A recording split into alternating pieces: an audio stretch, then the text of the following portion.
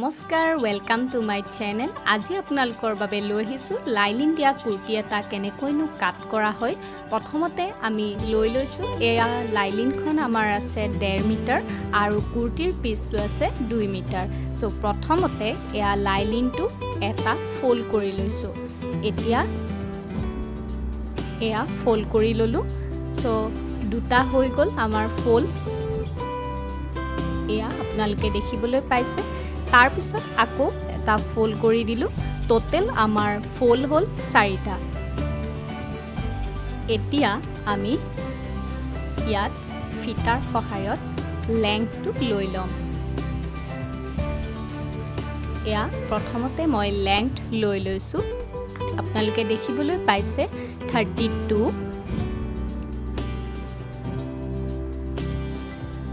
এতিয়া লেংথটো আমাৰ লোৱা হৈ গ'ল।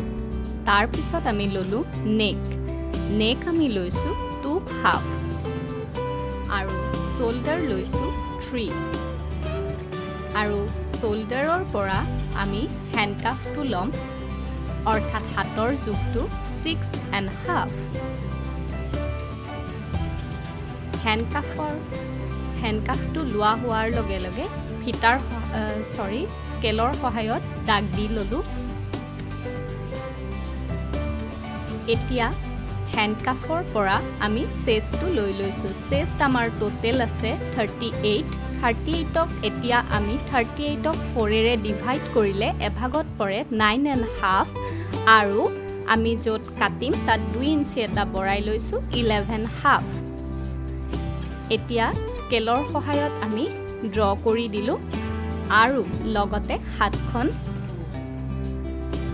ড্ৰ কৰি দিলোঁ। এয়া হাতখন আপোনালোকে মই কেনেকৈ আঁকিছোঁ দেখিবলৈ পাইছে।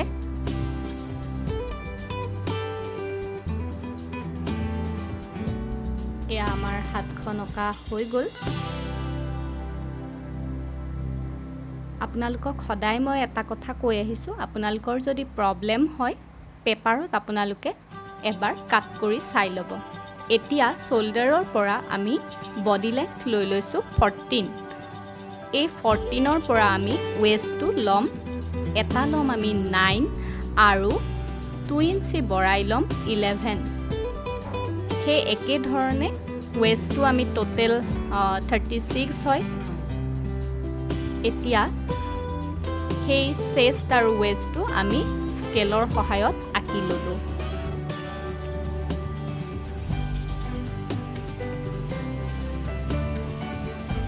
এতিয়া তাৰপিছত আমি হেণ্ডকাফৰ পৰা হেণ্ডকাফটো য'ত লৈছিলোঁ মানে চেষ্টটো, সেই চেষ্টৰ পৰা ছাইড চিলাই আমি ল'ম 14। আপোনালোকক যদি বেছি লাগে দি ল'ব পাৰে, 15ও দিব পাৰে আপোনালোকে। এতিয়া চেষ্ট, ৱেষ্ট এণ্ড ছাইড চিলাই আমি একেলগ কৰি দিলোঁ।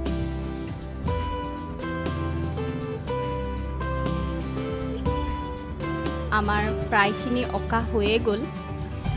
এতিয়া এনেকৈ কুৰ্তিটো আঁকি দিছোঁ, ড্ৰ কৰি দিছোঁ।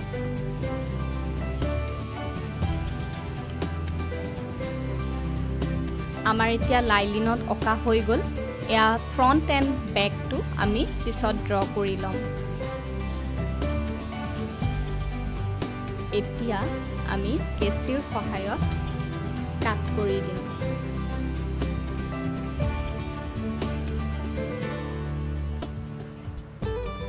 আজি আপোনালোকক চিলাই পাৰ্টটো নেদেখুৱাওঁ, পিছলৈ দেখুৱাম। আজি আপোনালোকক কটা পাৰ্টটোহে দেখুৱাইছোঁ। এতিয়া আমাৰ হৈ গ'ল 2টা পাৰ্ট। এতিয়া এইটো বেক নেকটো লৈ লৈছোঁ। আমাৰ বেক নেক আছে 8.5। 8.5 লৈছোঁ বেক নেক। আপোনালোকে ইচ্ছা কৰিলে বঢ়াইও ল'ব পাৰে, যোনে যি ভাল পায়। কিছুমানে কম কাটাও ভাল পায় আৰু কিছুমানে বেছি কটাও ভাল পায়। ফ্ৰণ্ট নেকটো ওলাই থৈ দিছোঁ। এইটো বেক নেকটোহে কাটিছোঁ ৰাউণ্ড শ্বেপত।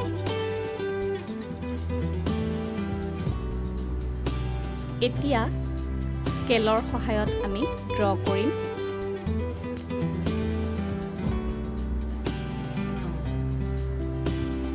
এইখিনিতে যদি আপোনালোকে ভাল পাইছে ভিডিঅ'টো এটা লাইক কৰি দিব এণ্ড শ্বেয়াৰ কৰি দিব আৰু লগতে যদি ভিডিঅ'টো ভাল পায় সাবস্ক্ৰাইব কৰি দিব। এতিয়া আমাৰ ৰাউণ্ড শেপটো অঁকা হৈ গ'ল। এতিয়া আমি কেঁচিৰ সহায়ত কাট কৰি দিম।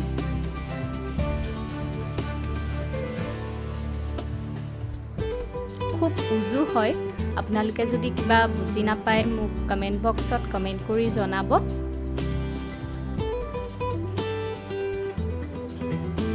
আৰু মই ভাবিছোঁ যে এই ভিডিঅ'টো পাৰ্টকৈ আগবঢ়ালে আপোনালোকৰ সুবিধা হ'ব। এতিয়া ফ্ৰণ্ট নেকটো লৈ লৈছোঁ। ফ্ৰণ্ট নেকৰ কাপোৰটো লৈ লৈছোঁ আৰু লগতে লাইলিনটো লৈ লৈছোঁ। এতিয়া এমব্ৰইডাৰীখিনি য'ত আছে তাৰ ওপৰে ওপৰে আমি ৰাউণ্ড শেপত আঁকি ল'লোঁ। অকণমান কাপোৰ বেছি ৰাখিছোঁ, আপোনালোকে দেখিবলৈ পাইছে। আৰু তেনেকৈ হাতখনো আঁকি দিছোঁ।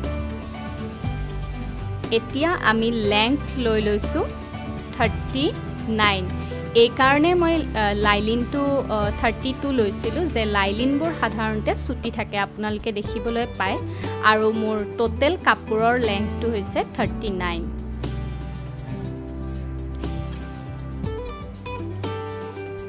এয়া লেংথটো লোৱা হৈ গ'ল। এতিয়া আমি এইখিনিও কেঁচিৰ সহায়ত কাট কৰি দিম। কাপোৰত এনেকৈ ড্ৰ কৰি লৈছোঁ।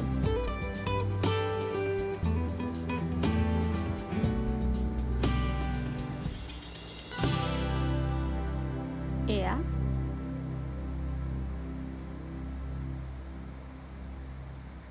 আমাৰ ফ্ৰণ্ট পাৰ্টটো কটা হৈ গ'ল। এয়া দেখিবলৈ পাইছে। এতিয়া নেকটো আমি তেনেকৈ উলিয়াই লওঁ।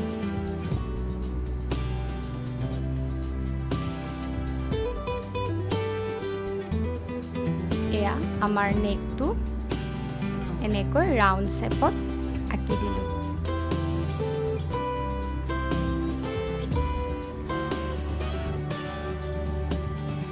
চাব যাতে এমব্ৰইডাৰীবোৰ কাট খাই নাযায়।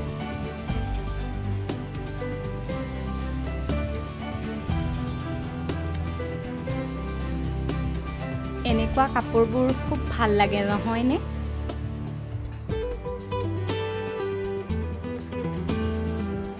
এয়া দেখিবলৈ পাইছে আমাৰ ফ্ৰণ্ট পাৰ্টটো কটা হৈ গ'ল। এতিয়া ঠিক একেই ধৰণে বেক পাৰ্টটো লৈ লৈছোঁ। এয়া বেক পাৰ্টটো তেনেকৈ ৰাউণ্ডটো কাটি দিলে হৈ যাব। তেনেহ'লে আজিলৈ ভিডিঅ'টো শেষ কৰিছোঁ।